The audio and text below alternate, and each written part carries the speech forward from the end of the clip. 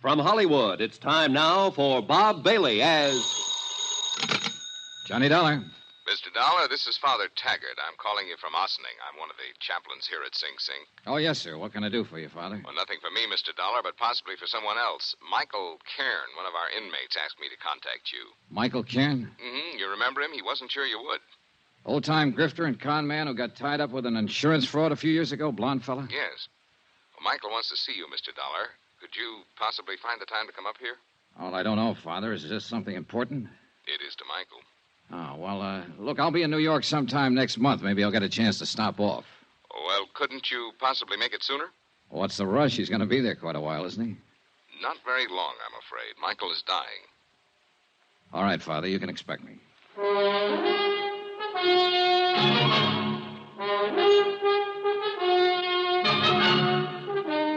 Welcome to Johnny Dollar. Beginning tonight and every weekday night, Bob Bailey in the transcribed adventures of the man with the action-packed expense account. America's fabulous freelance insurance investigator. Yours truly, Johnny Dollar.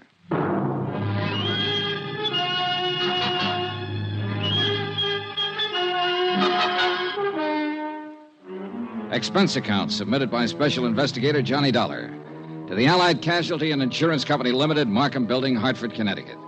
Attention, Ed Barth, Controller's Office. This is an accounting of expenditures during my investigation of the McCormick matter. Though you didn't authorize the investigation, Ed, I'm sure that once the facts are out, you will honor the following.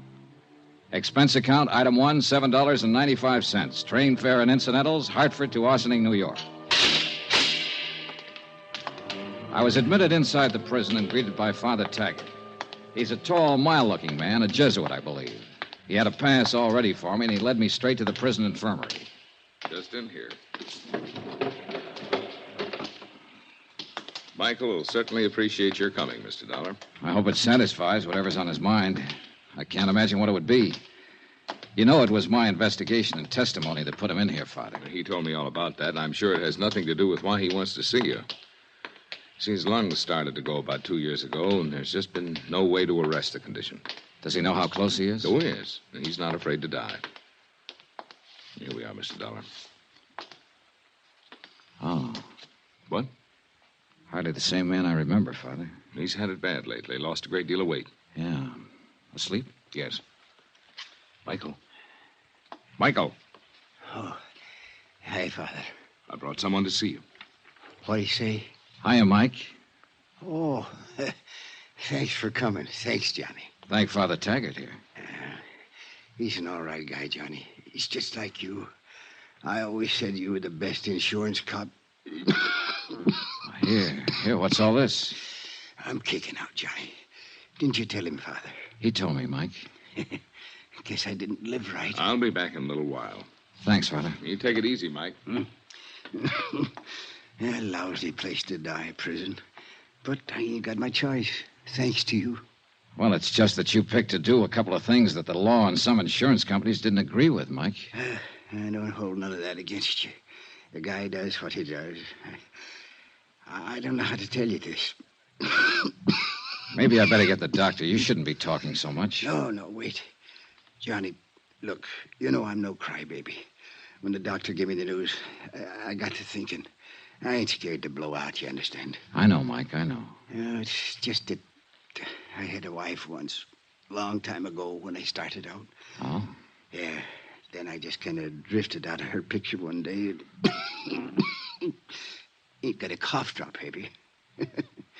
Yeah, I guess it wouldn't cure what I got. Anyhow, I got to do something for her before I... Well, Johnny, I lay here and I get myself an idea. Yeah, Mike? Johnny, if there was some real easy money lying around, would you pick it up for me?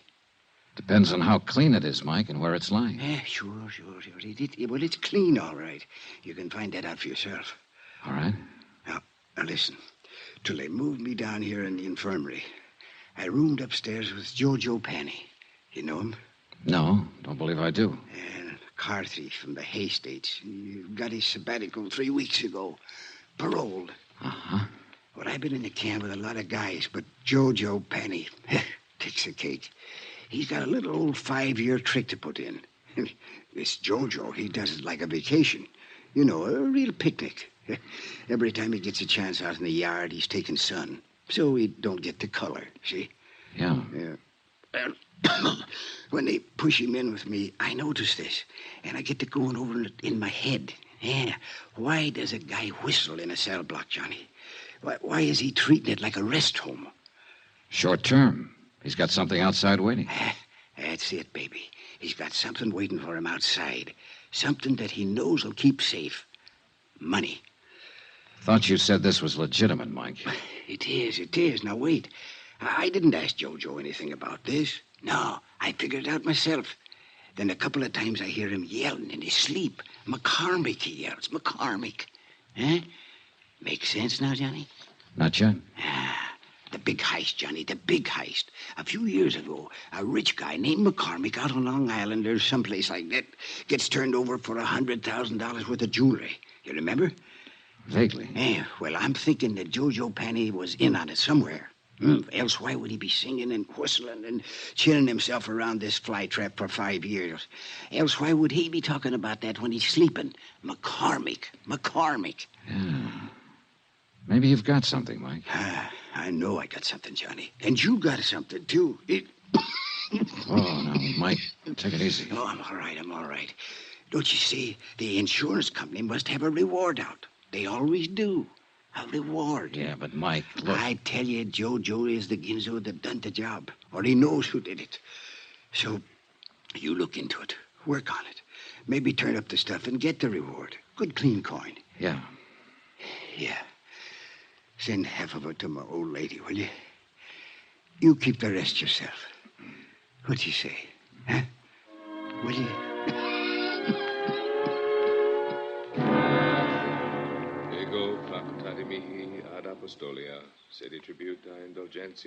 Mike Kern died 3 hours later. The last living thing he did was wink at me.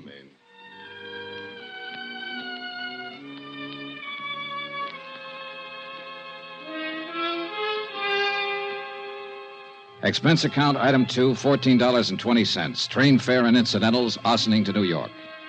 I arrived at 2:15, dropped my bag off at the New Weston, and went over to the Metropolitan Police Station to find out what I could about the McCormick matter. It was all pretty much as old Mike had told me. A Julian McCormick living on Long Island had suffered a $100,000 jewelry burglary in 1951. 12 suspects had been arrested and released. The case was marked open and unsolved. Allied Casualty had been the insurance company involved. This is the adjustment office. Frank Porter speaking. My name's Johnny Dollar, Mr. Porter. I'm an investigator. Oh, I think I've heard of you, Mr. Dollar. Yeah? Wonder if you could give me a little information about a claim your company handled in 1951. A man named Julian McCormick out on Long Island.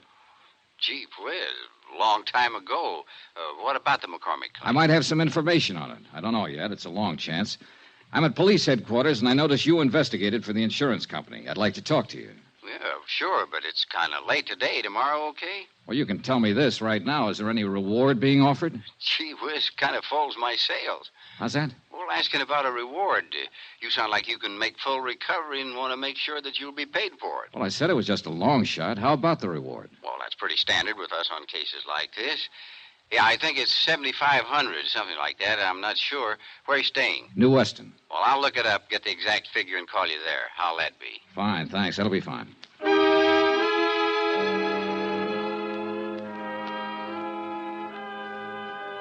Before I left the police station, I turned out a mug on Jojo Penny.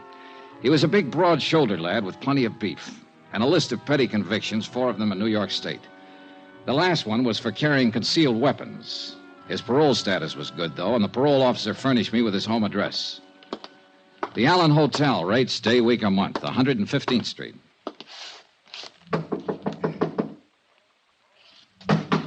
It's open. Come on in. Hiya. Looking for Joe Penny. Yes, sir. That's me. My name's Johnny Dollar. Yeah? I just came down from Ossining. I saw a friend of yours up there, Joe. Who was that? Mike Cairn. How's Mike? Not so good. He died today. It's too bad. He was a nice old coot. Kind of liked him. Said if I ever saw you to say hello. Uh-huh. He didn't give you my address. No, I got it from the parole office. You some kind of cop? No, I work for an insurance company. Oh. Buy you a drink? Sure. Why not?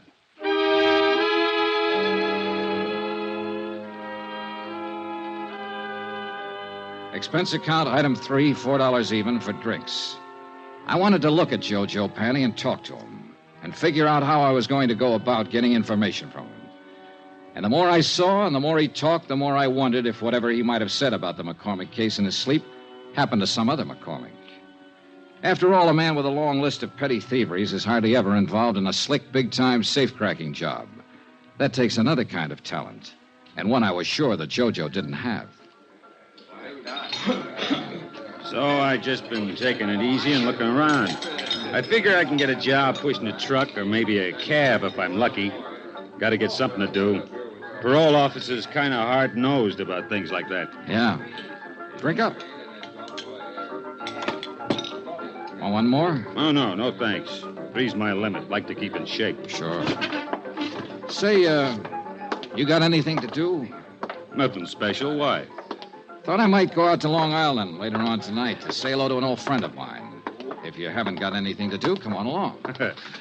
You're okay, Bub. Sure, why not? This friend of yours, he's an ex-con, too? No, he never did any time. Just a friend. Want to say hello is all. Oh.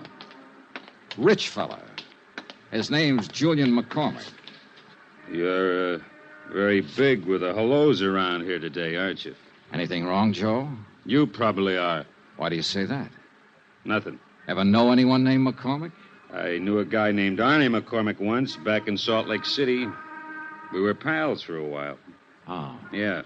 Arnie was killed in the war. He'd got himself drafted in the infantry. Maybe he's related to my friend Julian McCormick out on Long Island. He wasn't related to anybody, not that bird. I'm leaving. I want to get up early tomorrow. Why not come with me? Thanks for the drinks. He drifted off down the street and left me standing there. And one thing I was sure of, he had the name McCormick on his mind. Whether it was the right McCormick or the right case, I didn't know. Anyhow, he was my one big lead. So I was back at his hotel early the next morning and talking to the desk clerk. Penny, did you say room 210? Yeah, that's right. Vamoose. What? He left bag and baggage last night. Well, where did he go? What's his forwarding address? He didn't say. Just left.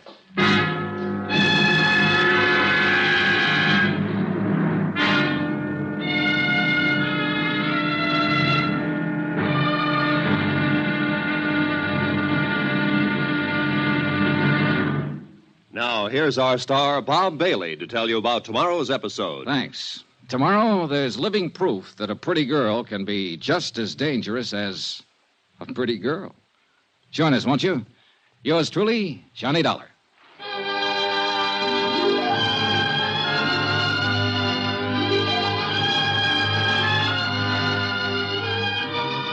Yours truly, Johnny Dollar, is transcribed in Hollywood.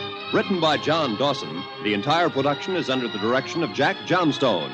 Be sure to join us tomorrow night, same time and station, for the next exciting episode of Yours truly, Johnny Dollar. Roy Rowan speaking.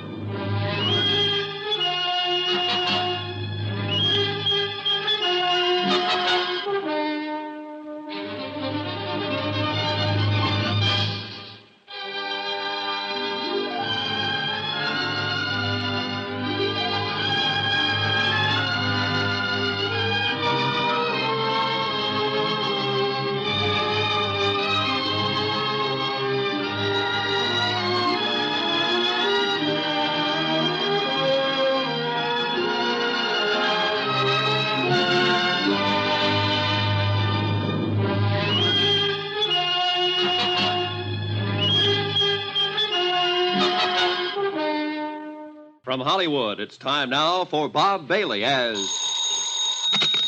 Johnny Dollar. It's Frank Porter, Allied Casualty. Yes, Mr. Porter. Oh, call me Frank, Johnny. You phoned yesterday about the McCormick matter. I got all the stuff about the case on my desk here, and we're still offering $7,500 reward. Thanks for confirming it, Frank. Sure. You got a tip or something? An old con named Mike Cairn gave me a tip about a guy named Jojo Panny. I'm working on it. Well, Need any help? No, not yet. I might. Jojo pulled out of his hotel last night, bag and baggage. Oh, what are you going to do? I'm on my way to Long Island. Huh? I want to talk to McCormick himself. Oh. Johnny, Yeah? let me give you a tip for your own good. Don't bother Julian McCormick unless you've really got something. Could be dangerous. I think I've got something.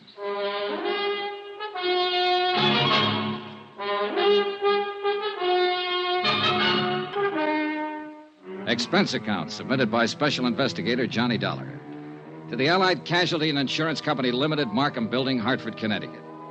The following is an accounting of expenditures during my investigation of the McCormick matter. Item 4, $10 deposit on the car I rented to drive out to Julian McCormick's home on Long Island. And judging by the looks of the place, a safe full of $100,000 worth of jewelry would feel right at home. It was a mansion, and the rugs on the floor were an inch thick. I'm sorry I've kept you waiting. Mrs. McCormick and I were packing for a little trip to Europe. Sit down, please. Thanks. Going to be gone long? Oh, we usually spend several months a year over there. We're a bit late this year. Our reservations are for next week. I envy you, Mr. McCormick. Dollar, the name? That's right. Forgive me, but I don't seem to recall having heard of you before. Oh, it's okay. We never met. I'm an insurance investigator. Oh, really? Am I being investigated or something? No, nothing like that. It's just that I might have a lead on that jewelry that was taken from your home a few years ago. Well, that's wonderful. You must tell me about it. Can I make you a drink? No, thanks. You're from the insurance company. Allied Casualty? No, I'm not. I'm an independent investigator. Well, why should anyone feel it necessary to call in a... Oh, I see.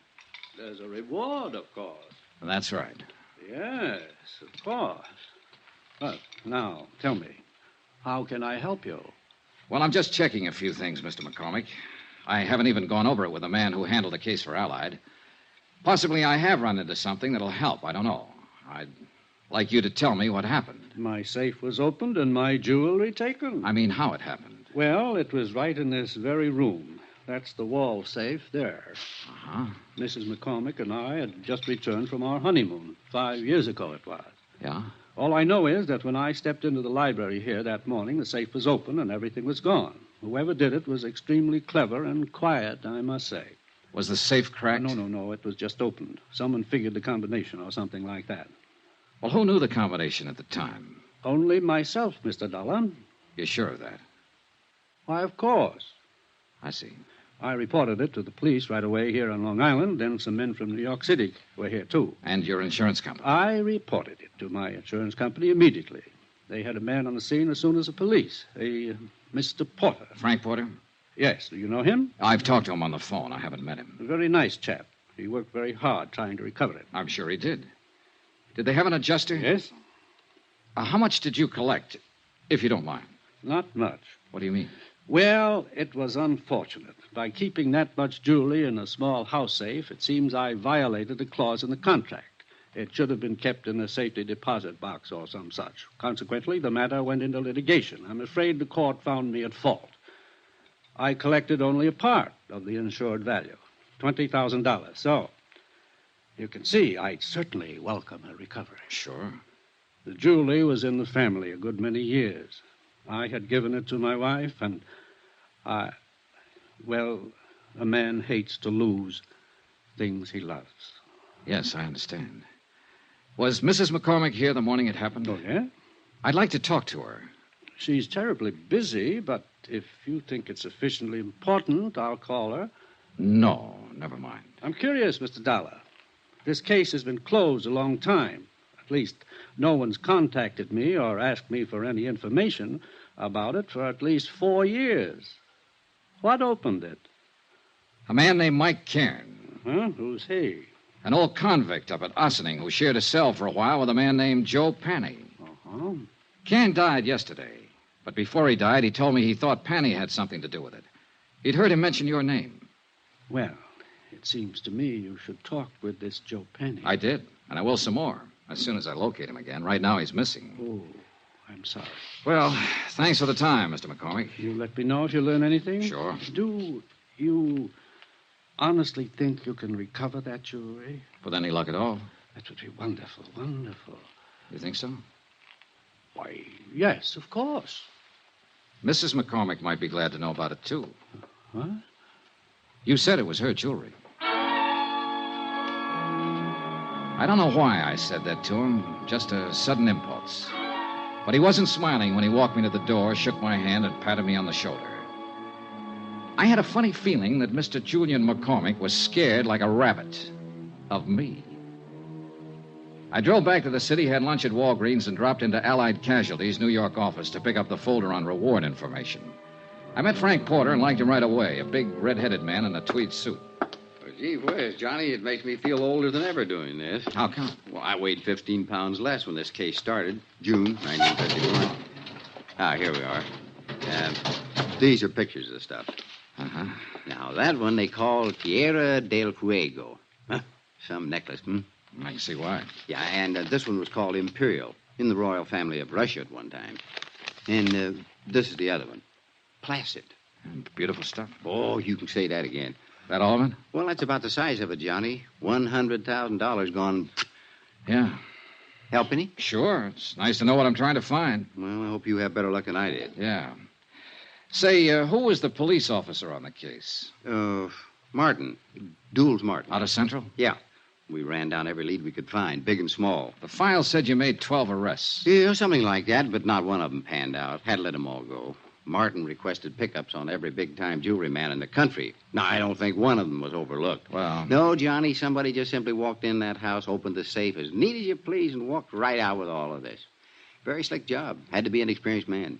Well, it might have been a first job for someone just starting in. He got lucky. Yeah, we thought of that, and we didn't think much of it after a while. Frank, Gee whiz, Johnny, nobody could be that lucky. Case the house, know exactly where the safe was, know what was in it, get in, open it up, and get out without anybody, servants, the McCormicks, or any of their friends even seeing it. Mm-hmm, yeah. Well, that wasn't even the hardest part, you see. Not one scrap of this stuff has ever turned up anywhere. Yeah, well... Anywhere. Now, what did whoever took it do with it? Did he break it down, sell it overseas? What? Not a trace of it. Imagine that. Imagine. You know what I think? I think the guy who swiped all this stuff still has it. I think he's sitting around waiting for it to cool off. Could be. But it's never going to cool off, Johnny. There isn't a city in this country or across the ocean that isn't on the lookout for these pieces. I suppose. Now, sooner or later, Hot Boy or Lucky Boy, well, whoever he is, will make a move. Meantime, we just wait. Unless, of course, you've got something for us to look into. Not yet, Frank. Yeah, well, when you have, we'll be right with you all the way. Good.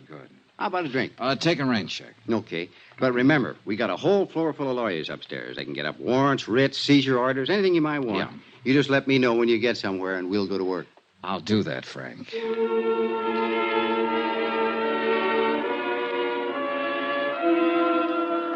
I left Frank Porter and went back over to the parole office to see what had developed with Joe Panny.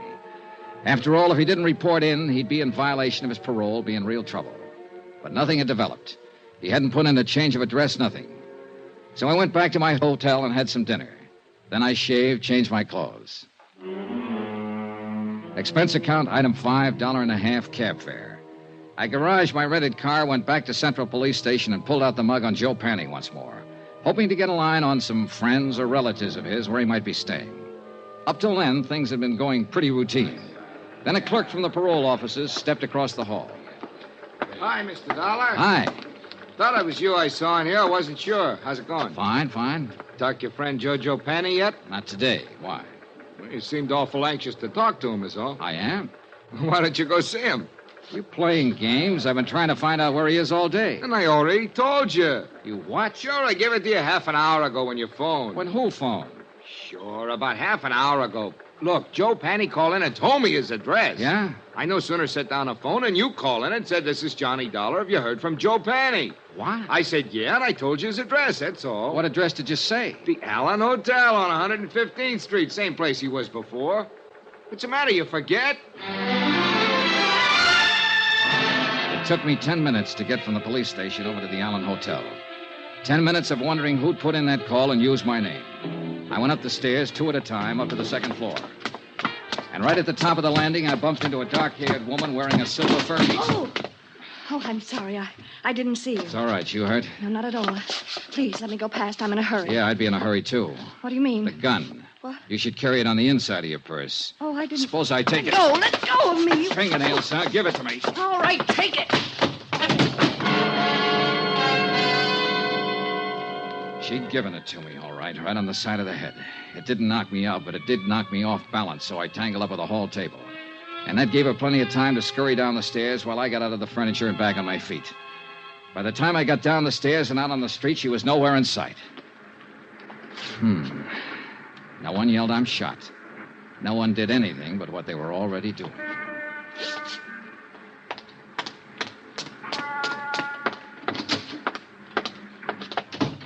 Hi. Where were you just now? You weren't here at the front desk? I was out back eating my dinner. Why? Oh, nothing.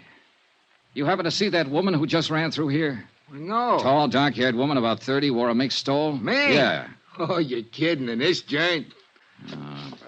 You still looking for Joe Panny? He lives here again, doesn't he? Yeah. Have you seen him? Where is he? Out. I sat down with myself and waited. A half an hour later, when the clerk went back to finish his dinner, I stepped over to the desk and borrowed his passkey and went back up the stairs to room 210.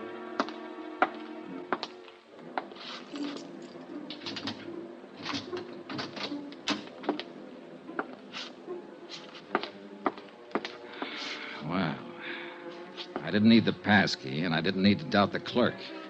Joe Panny wasn't there. But all of his things were. The curtains were drawn and the windows closed. Every drawer had been pulled out of every dresser. The mattress on the bed was slit from top to bottom, and the rug had been ripped and turned over.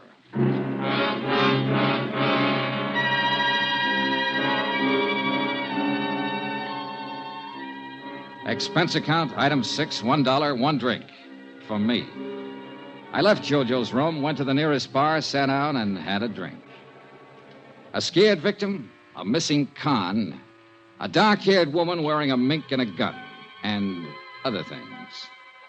Right then and there, I decided that Mike Cairns' tip had been pretty good at that.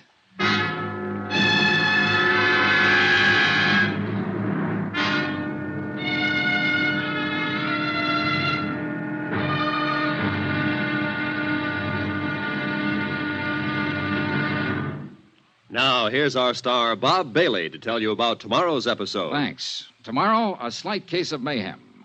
When the right guy turns up in the wrong place. Join us, won't you? Yours truly, Johnny Dollar.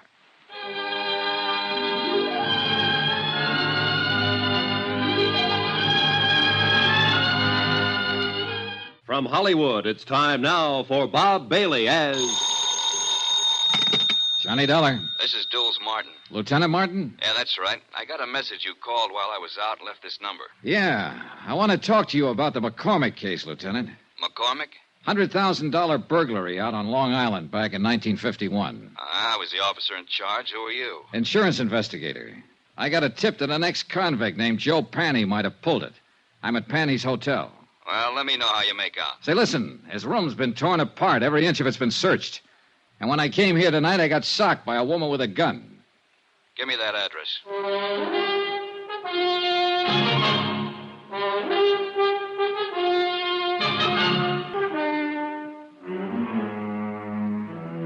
Expense account submitted by Special Investigator Johnny Dollar. To the Allied Casualty and Insurance Company Limited, Markham Building, Hartford, Connecticut. The following is an accounting of expenditures during my investigation of the McCormick matter. Expense account, item 7, $2, 2 drinks. For myself and Lieutenant Duels Martin, NYPD. A big, swarthy man who seemed to know what he was about. Martin looked over the damage done by the unknown ransacker of Joe Panny's room, questioned the clerk, who was unable to furnish any helpful information. Then, because Joe Panny was officially a parole violator, ordered a general pickup. We should be able to get our hands on him pretty soon, Dollar. I hope it's that easy, Lieutenant. Any reason why it shouldn't be fairly routine? No, just a feeling, I guess. I don't know. This whole matter's been flimsy. The tip was weak, but it seems to be paying off. Nothing fits, though. I don't quite get all this, Dollar. How'd you come in on this? Old Mike Cairn died up at Sing Sing 2 days ago. Before he went, he told me he believed Joe Panny might have pulled the McCormick burglary. It didn't seem likely then, Panny being a small-time auto thief and whatnot. But now it does, in view of what's been happening lately. Somebody sure wants something Panny might have, judging from that room. I never saw one taken apart better. An expert search job. Yeah. Hey, Lieutenant, when you picked Joe Panny up, I'd like to be in on it. He's my only lead in this case, and I want to talk to him again. And that's not asking too much. Now, Dollar, about this woman you saw. Pretty, about 30, dark hair, good dresser, wore a silver mink stole. The gun she socked me with was a little one, a 25 or maybe 32 automatic. Mm-hmm. You think she might have done the searching in Joe's room? What do you think?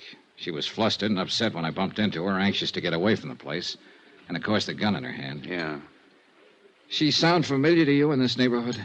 No. Could be anybody. Yeah. Well, that's about it, Lieutenant. Yeah? No, I got it. Oh, thanks.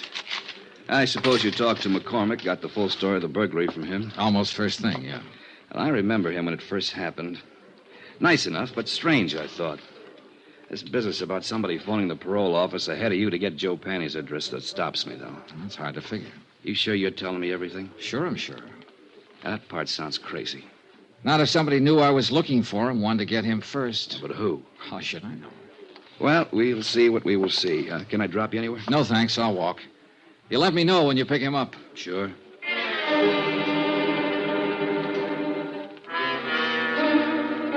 2 days passed, and I didn't hear from Lieutenant Martin. I finally phoned in, and a supplementary had turned up, no leads. Martin had men watching Joe's hotel. His former friends and acquaintances were being checked. Meanwhile, I decided to try and find out who the dark woman in the first stole had been. It seemed pretty obvious that she had just come from Joe's room, that she knew him or was connected with him in some way. So once more, I combed over Joe Panny's file at headquarters, this time looking for a woman's name. The only one mentioned was an ex-wife who had divorced him 6 years before. Her name was Iris Carter.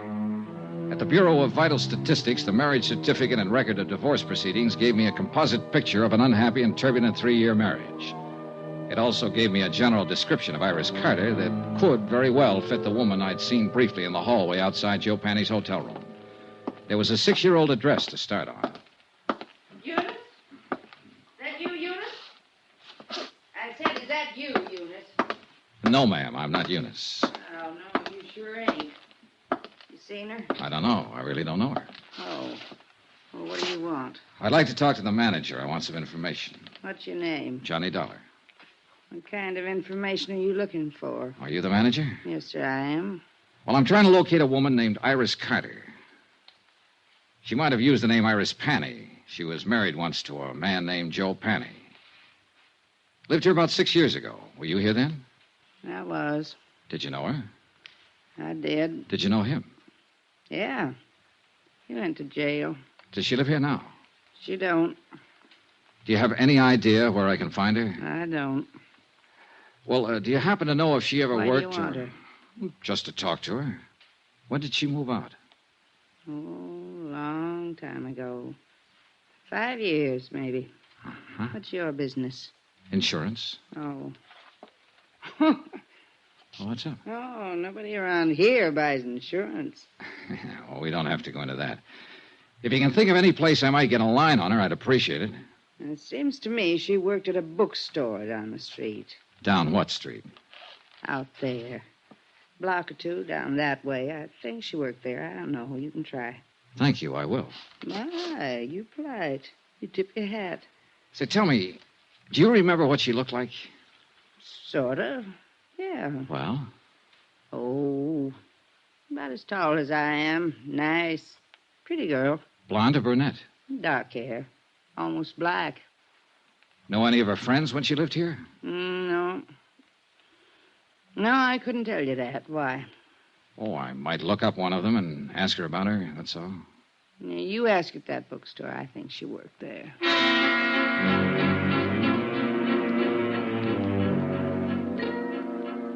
The bookstore Iris Carter Panny had worked in was as dismal as the neighborhood. The proprietor, a Mrs. Oles, yielded a little more helpful information than Iris Carter's former landlady. Yes, Iris had worked there for about 6 months. She'd quit almost 5 years before. No, she didn't know where to find her.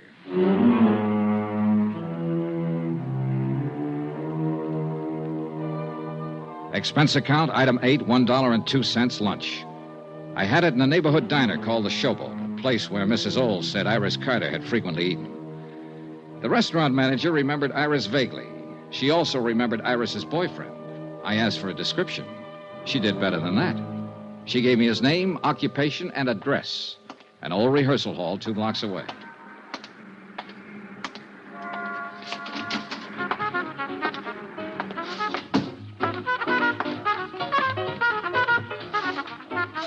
The 5-man combo working there was really putting it out. Yeah, and the minute I saw him, I knew the boy wearing the trumpet was the one I was looking for. Just good-looking and smooth enough to go with a girl Iris Carter sounded like. Smooth trumpet, too.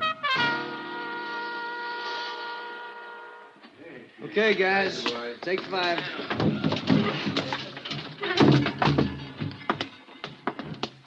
I'm looking for Jack Lang. You found him. I'm Johnny Dollar. Could we talk a minute? That's about all I got, Mr. Dollar. Want to smoke? No, thanks. Oh, man. Gets real tired out about this time of day. Yeah, imagine it does. The way you put it out. Well, everybody to his own racket. What's yours? Insurance investigator. Okay. Now what? Well, I've been asking around the neighborhood, and they tell me you once knew a girl named Iris Carter, or Iris Panny. Iris Carter. Go on. I'd like to find her and talk to her, and I thought you might be able to help me. Go on. I want to talk to her ex-husband most of all. I thought somehow she might know where to find him these days. He's in the can. He was released 3 weeks ago. No? Any ideas? No. I thought finding her might be a shortcut to him. I wouldn't think so. They were all washed up when I knew her. When was that? 5 years ago. She hadn't seen him for over a year then. Uh-huh. She didn't have much use for him. I don't blame her. How long did you know her? No, we went together for a while she worked at some crummy bookstore.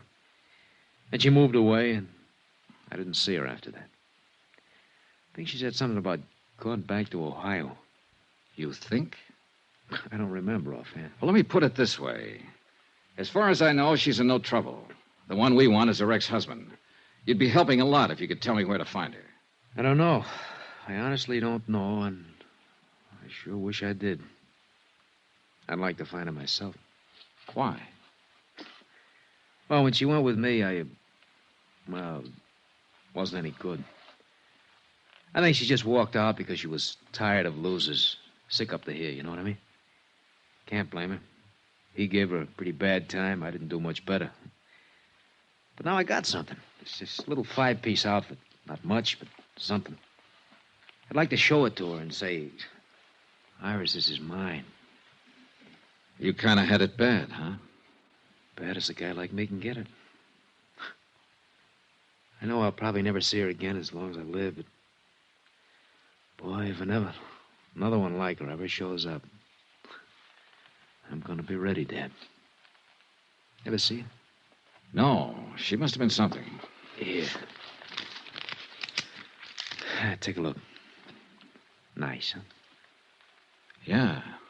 I take it back. What back? About seeing her. I've seen her. When? Where? 2 nights ago in the hallway outside Joe Panny's room. You sure? I'm sure. She hit me with a gun before she left. The picture he had flipped out of his wallet was old and well thumbed. It showed a sultry kind of face that could have been 20 or 30 or 40. A wide, frank, smiling, happy mouth. Not the kind of girl I would imagine could ever be married to a Joe Panny. But there was no doubt about it. She had been married to him, and I had seen her. On my way back to the hotel, I dropped in to check with Lieutenant Martin. Hi. Hi.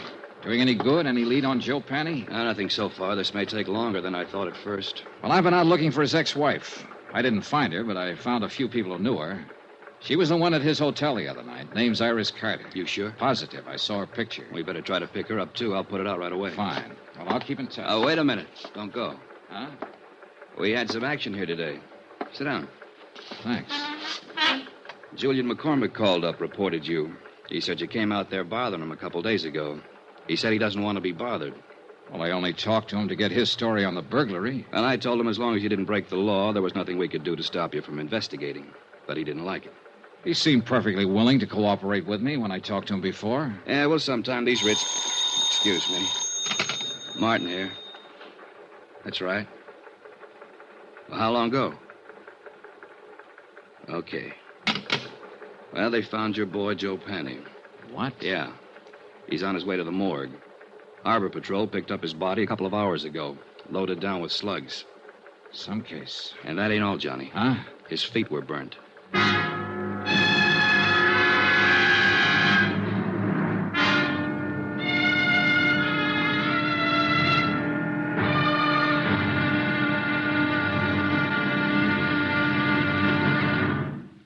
Now, here's our star, Bob Bailey, to tell you about tomorrow's episode. Thanks. Tomorrow, a phase of this case that ought to be called the Talking Corpse.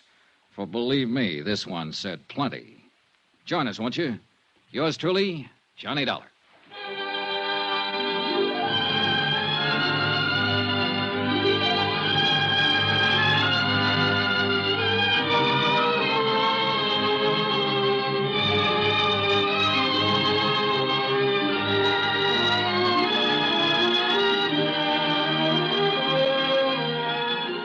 From Hollywood, it's time now for Bob Bailey as... Johnny Dollar. Frank Porter at Allied Casualty. How's it going, kid? I don't know. You ever find Joe Penny? The Harbor Patrol found him floating around the harbor. He'd been shot and his feet were burnt. What? Gee whiz, torture. Well, what can I do to help? Find a girl who was once married to him? Joe Penny had a wife? Yeah, she wears a mink stole these days and carries a gun. She's tied up with it somewhere. Her name's Iris Carter. Iris Carter. You've met her? Just long enough to get slugged with her gun. Well, wait a minute. I'd like to get it all straight. Can I come over? I'll be here.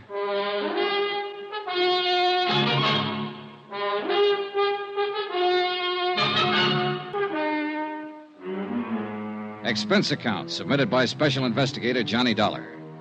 To the Allied Casualty and Insurance Company Limited, Markham Building, Hartford, Connecticut. The following is an accounting of expenditures during my investigation of the McCormick matter. Expense account, item 9, $14 even, secretarial services. I dictated a detailed report of the $100,000 McCormick case. I did it for two reasons. One, to make certain that Allied and the New York police were thoroughly informed of my part of the matter. And two, to review the case for my own benefit. One of the key figures, Joe Penny, was a murder victim. Attached is a copy of that report. I tried to cover as closely as possible my conversation with Mike Cairn at Sing Sing when he tipped me off that Joe Penny had something to do with the McCormick burglary of 5 years ago. Also, one conversation with Joe Penny, his subsequent disappearance, and murder. I had a copy for Frank Porter when he showed up at my room. He read it from top to bottom. Gee whiz, Johnny, if this isn't something. You come here for Joe Penny. It looks like he did the McCormick job. Now he's dead. You're stopped. What can you do? Find his wife, maybe? You're doing this at your own expense, aren't you? Oh, I think your company will pay for it in time. You have to recover the stuff. I know. You think you will? I think so, yeah. Well, your key man's dead. You'll have to start all over again. Maybe not. I don't really know whether Joe Penny was my key man or not. I still can't see a small-time auto thief working a big, slick safe burglary. Every indication is that he was the one. I know. I'd like to find that girl, Iris Carter, and talk to her about it. She's connected with it. Now, from what you say on the paper, yeah, very much. Oh, gee whiz, I feel like a fifth wheel. I'm not helping you a bit. You know, I handled this case for the company when it first broke. I worked with Lieutenant Martin for 6 months on it, and we didn't turn up a thing. You're on it 3 or 4 days, and you have all kinds of action. Well, I must have stepped in at the right time. Yeah. Johnny, Mm-hmm. somebody gunned Joe Penny down. Now, I know you like to work alone and do things your own way, but be careful if you stay on this. I get worried when somebody starts shooting. Oh, sure. I didn't get that, though. What? If I keep on this, I wouldn't let it go now if my life depended on it. I'm going to find that woman, and I'm going to find the stuff. Sure. Well, gee whiz. Don't let anything happen to you. I won't. I talked some more with Frank Porter about the case. He repeated his offer in the name of Allied Casualty to help if he could. I told him I'd take it up on it if anything came up at all. He left. I was at Central Police Station 10 minutes later. And 5 minutes after that, Lieutenant Dools Martin was calling for the medical examiner's report on Joe Penny's death. A uniformed man brought it in. Martin shoved it across the desk at me. The ME says Joe Penny's been dead about 48 hours or longer. 225 slugs right through the chest, penetrated both lungs, one through the neck. It's very neat shooting at that range. What range? Oh, at least 20 feet, maybe longer. Not many people shoot 25s that well. It's a little gun. A woman's gun. Yeah. Yeah, that's what I'm thinking. Now, let's talk about that woman you saw around there that night. Now, you say it was Penny's ex. Yeah. Iris Carter. I don't know whether her gun was a 25 or 32. Well, think about it. I have. Now, look, don't get sore with me. It's just that she looks like better than ever for opening this case up. I put her on all points. Sorry I got riled. That's all right. Now, the ME thinks that Penny was killed before he was dumped in the water, possibly ambushed by someone he didn't know or didn't trust. If he's right about the range, that'd fit in. Someone who knew him would do it close up. Yeah. Hey, wait. You said his feet were burnt. Yeah, I got the pictures here to prove it. Yeah, take a look. These are the glossies. Uh-huh. Now, these are the burns here, Dollar. Right here. Here and here. Yeah. Then he wasn't ambushed exactly. Look, I don't know what he was. But this is the crazy part. He was already dead when this happened. No rope marks on his legs or wrists. You don't sit still for burning, no matter how tough you are. It's fascinating, huh? Someone shot him down, then tried to make it look like he was tortured for information first. Cover up. He's supposed to look like he knew something or had something. And maybe he didn't know or have anything at all. Oh, how do you feel? Lousy. If the burning was cover up, then maybe the big search of his room was cover up, too, to throw us off. To throw you off. Not me. I wasn't in on it then. Yeah. Well, one thing that's genuine. What's that? The corpse.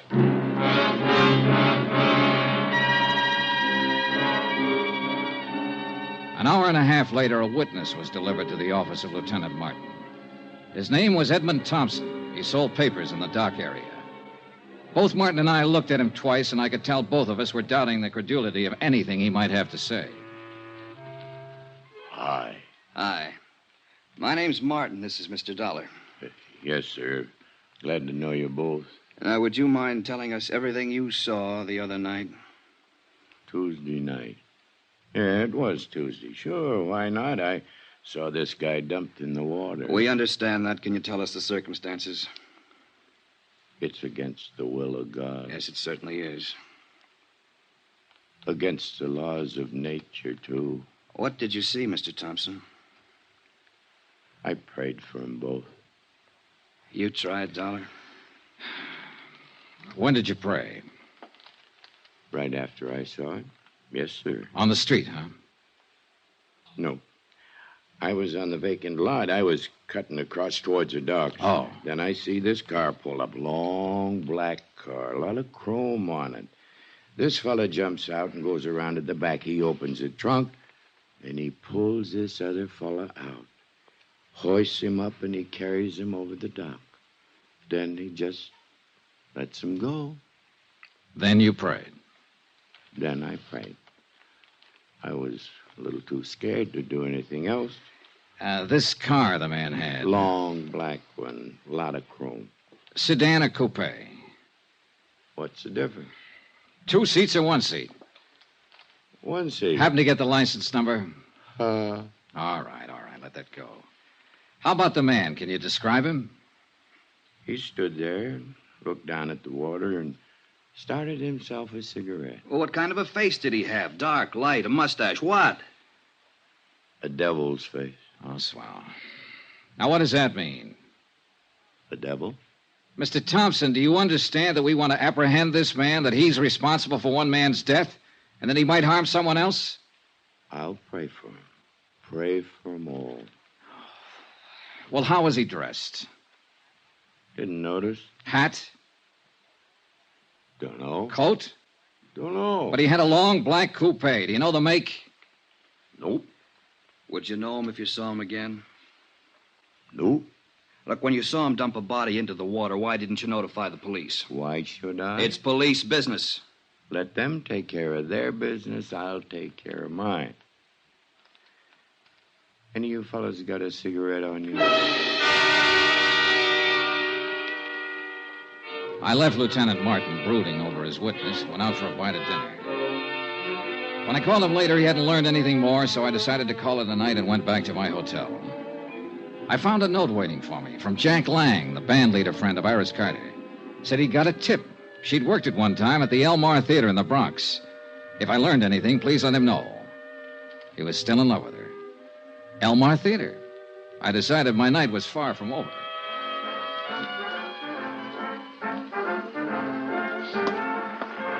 Hey, you. Buy a ticket out front if you want to look at the girl. I only want to see one. Her name's Iris Carter. Does she work here? I just told you, go buy a ticket out front. Just tell me this. Does Iris Carter work here? Is the name familiar to you? Have you ever seen her or heard of her? You give me any more trouble, I'll clouch. I told you, go out front. Can't you answer a simple question? I'm looking for Iris Carter. Iris Carter. You don't have to yell at mister. He never heard of it. What? Call me a cop, Gloria. This guy's Pop, giving me... Never mind. I'll take care of him. Come on, you.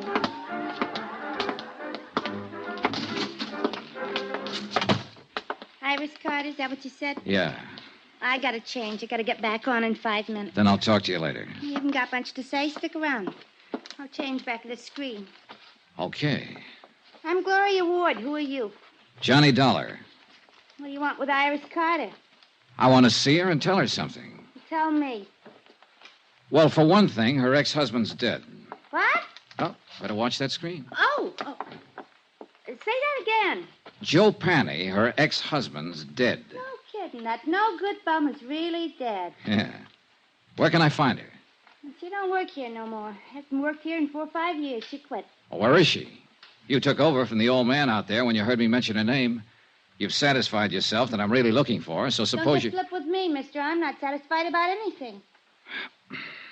Where is she? She got herself married to a nice guy. Good for her. Is she in town? You sure you just want to see her and tell her Joe's dead? That's about it. I thought maybe she might be able to help me and the police find out who killed him.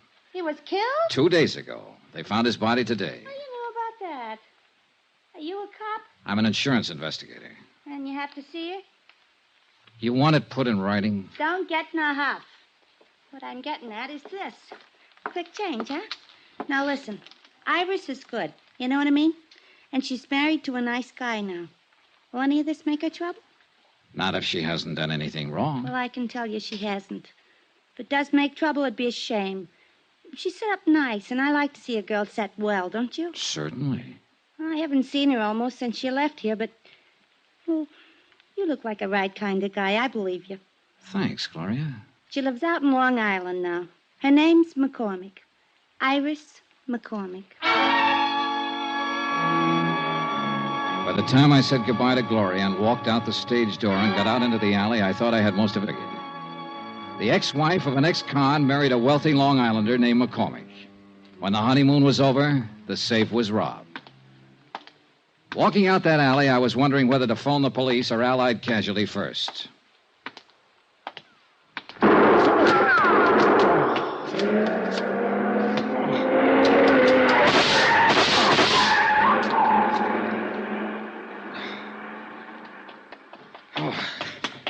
Shooting. You've been hit. Oh, it isn't bad. Did you see him? I didn't see nobody. The car. See the car, the one that just gunned out. Oh, the car. Oh, yeah, the long black coupe, a lot of chrome. A fella didn't have his lights on. Hey, that's against the law. Hey, you need help, mister. No, I'm all right.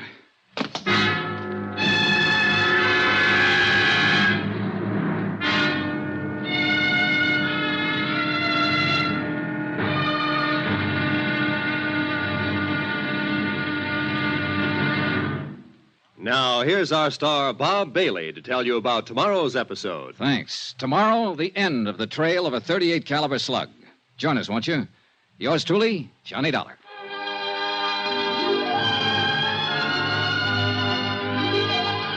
From Hollywood, it's time now for Bob Bailey as... Johnny Dollar. Ready with your party in Hartford, Connecticut, Mr. Dollar. Go ahead, please. Hello, Mr. Barth. Yes? This is Johnny Dollar. Johnny, what's up? Now, listen carefully, Ed. I've just been shot. What? Oh, it's nothing serious. I'm backstage at the Elmar Theater in the Bronx. Johnny... I'm all right. Now, listen to me. I got a tip from old Mike Cairn, a convict, that a man named Joe Panny might have had something to do with the McCormick case a few years ago. Yes, a jewelry case, $100,000. Well, Panny's been murdered. I didn't get a chance to learn anything from him, but I have learned that Panny's ex-wife is married to Julian McCormick. You've contacted our New York office? I've been trying to get your man Frank Porter at his home, but no one answers. It's going to be pretty nasty for Allied Casualty if she plotted with this Joe Penny to rob McCormick. Yeah. Do you want me to wait and let Frank Porter handle it? No. You go ahead. If somebody's throwing bullets around, they'd better be stopped before... Oh, well... By me rather than Frank Porter, huh? Okay.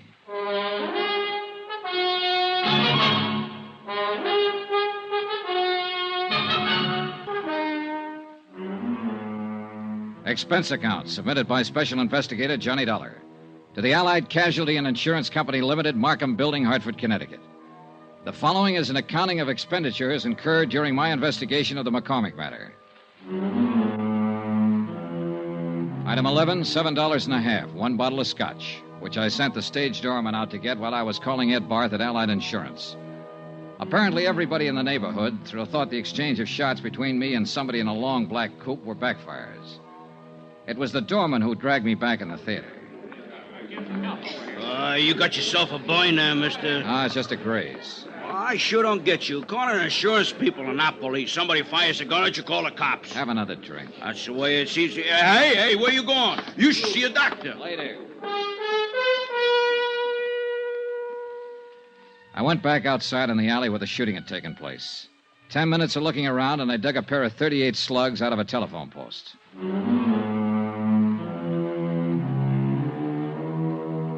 Expense account, item 12, $4.35, cab fare, Elmar Theater to Long Island. It was 12 o'clock straight up when I got to the McCormick home. There were no lights burning, and apparently everyone had retired for the night. I checked the garage first. A 55 Cadillac convertible and a 4-year-old Jag. No warm motors, no black coupes. I went to the house.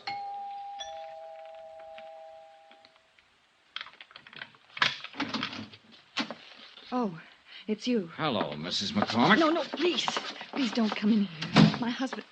Oh, please. I don't know who you are, but I remember meeting you at the hotel the other day. I'm Johnny Dollar, an insurance investigator. Insurance?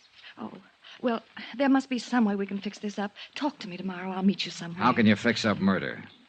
Murder? What are you talking about? Joe Penny's dead. Your ex-husband. He was shot with a .25. Just like the one you swung at me at the hotel. Oh, no. You want to tell me about that? All right, I'll tell you. Joe was your husband once. You helped him rob this house 5 years ago. He couldn't have done it alone. He wasn't that slick. He wasn't that good. He could steal a car, but a safe lock's different from ignition. Well? Yes. Yes, I helped him do it. He made me. He promised me if I helped him, I'd never hear from him again. I opened the safe for him. But you were down to see him at his hotel the other night. You searched his room. Searched his room? Yeah. Well, I don't know anything about that. He called me, said he wanted money. I didn't know where he'd been for these last few years. Up the river. Oh, well, he wanted money. Only he wasn't there when I went there. And I was. Yes. And the gun? I went down there to kill him. But I didn't see him. Not then. Later somewhere. I haven't seen him at all, I tell you. Just talked to him on the phone. I don't suppose it'd make any difference if I told you I had a good reason. If I told you I loved my husband very much. Not likely, in view of the fact you helped your ex-husband rob him of $100,000 worth of jewelry 5 years ago. Oh, I can explain that. Joe came around when we got back from our honeymoon. It's an old story. My past isn't all it...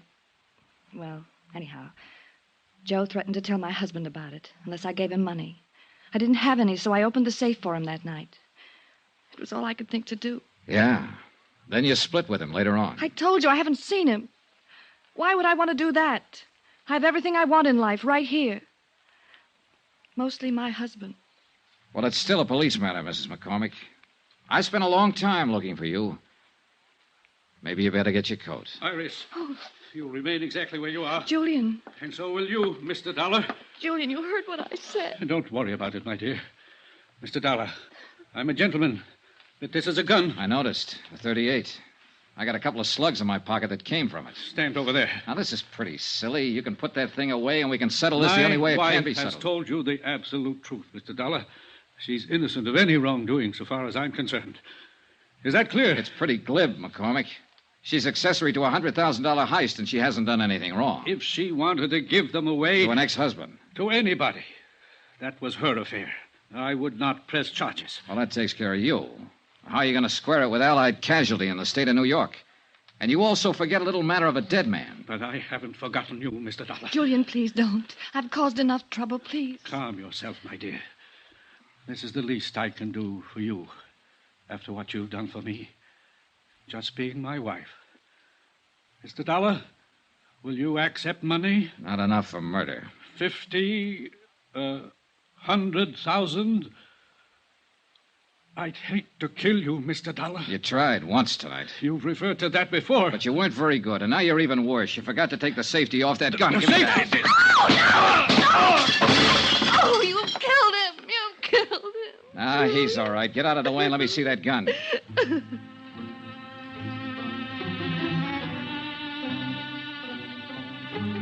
I wasn't interested in either one of them for the moment. I was looking at the .38 I'd taken from Julian McCormick. There was a smear of cosmoline still inside the barrel. I sniffed it, checked it, found all chambers loaded. It was a brand new weapon, and it had never been fired.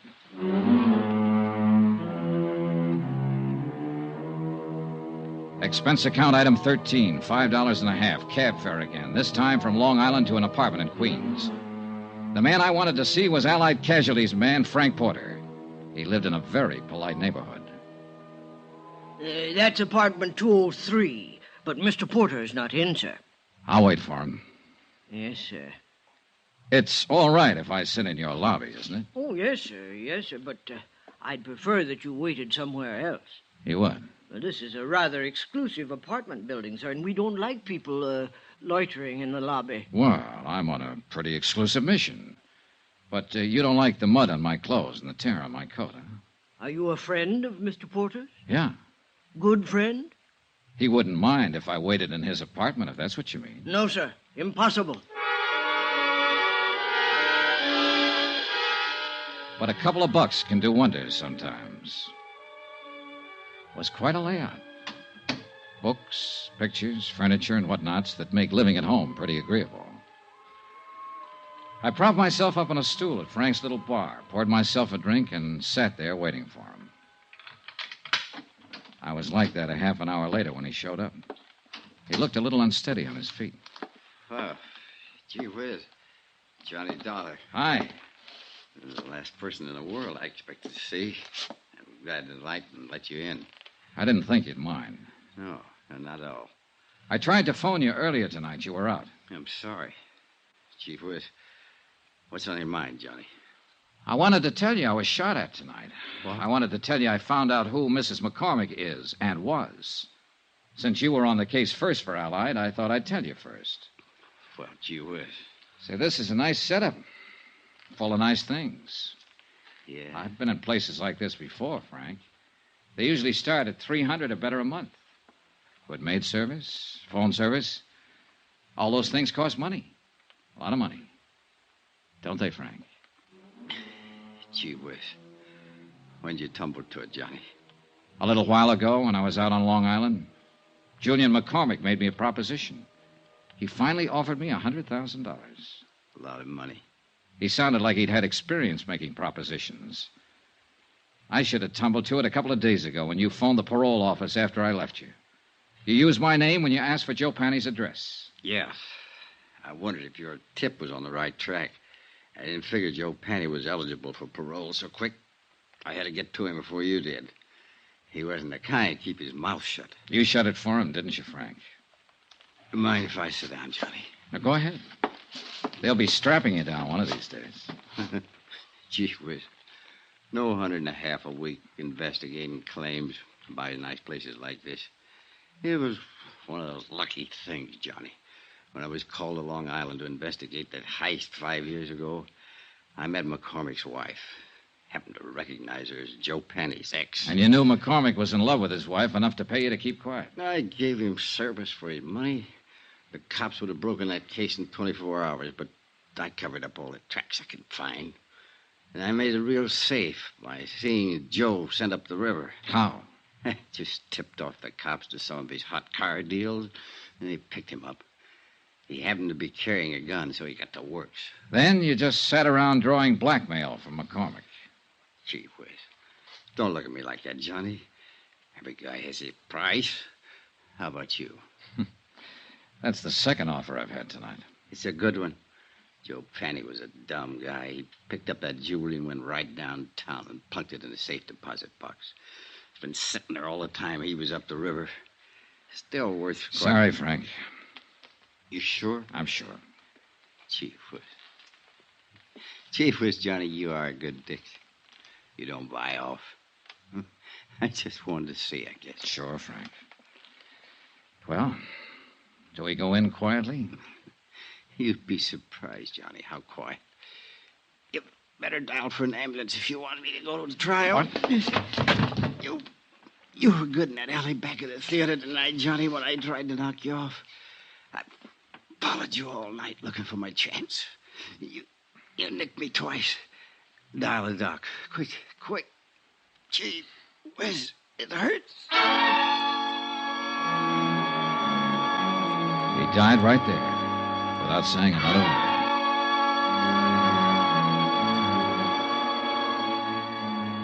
The disposition of the case and what to do about Frank Porter, an insurance adjuster who goes bad, is a matter I don't have to handle. And I'm glad. Expense account item 14, hotel and board in New York City, $79.30. Item 15, $84, legal fees and incidental expenses involved in locating the widow of Mike Cairns, who it seems is still alive somewhere in Iowa and will accept half the reward as promised. Item 16, $14 even, transportation back to Hartford. Expense account total, $265.91. Remarks? Gee whiz. Yours truly, Johnny Dollar.